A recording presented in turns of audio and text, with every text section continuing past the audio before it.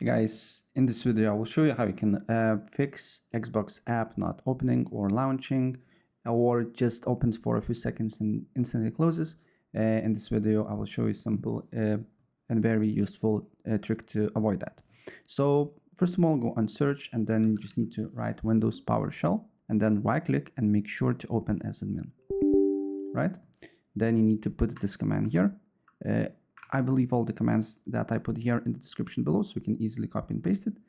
And this command will uninstall gaming services of Xbox app. And then after you put this command, you need to put another one. So the other command is this here.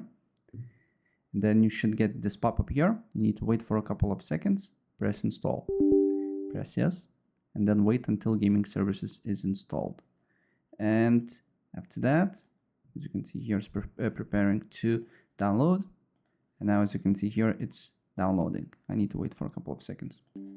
Then you should get this little pop-up here. And then you just need to try and launch Xbox app. And it should work. If for some reason it's not working, then try to restart your computer. Then it should definitely work. That's pretty much it.